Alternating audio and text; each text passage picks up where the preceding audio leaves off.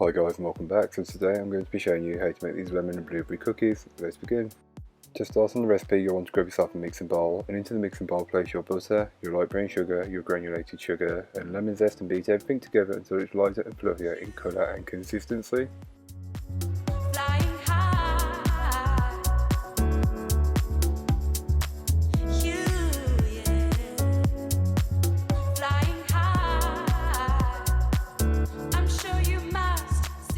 Once you've achieved the perfect consistency, you can then go ahead and add in your egg and beat well until it's almost fully incorporated, not forgetting to add in your vanilla, and then just mix that in until fully incorporated.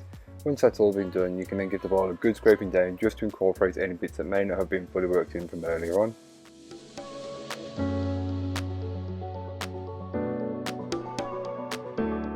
Placing a sieve over the top of your mixing bowl, you'll want to place your dry ingredients into it and pass them through. This is just to remove any lumps that may be in the dry mix. Then you can go ahead and add in your white chocolate chips and blueberries, and then just fold everything in until it's fully incorporated and you have a clear cookie dough.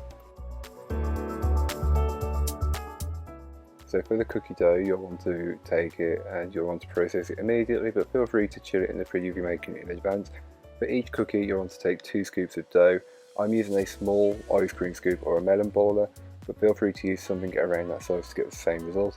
Just roll the 2 separate balls together and flatten them slightly and place onto a baking tray.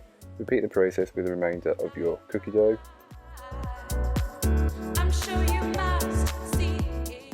Once you've got your trays of cookie dough ready, you can then go ahead and place them into your preheated oven and bake them off.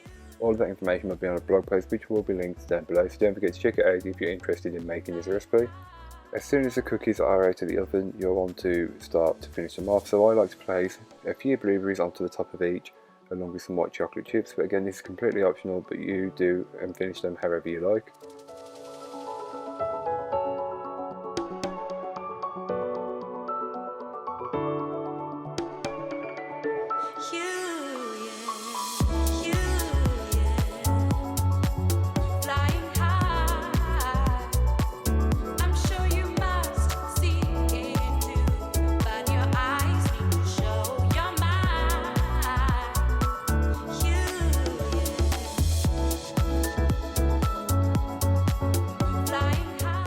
So here are what the cookies look like once they are fully baked and almost fully cooled.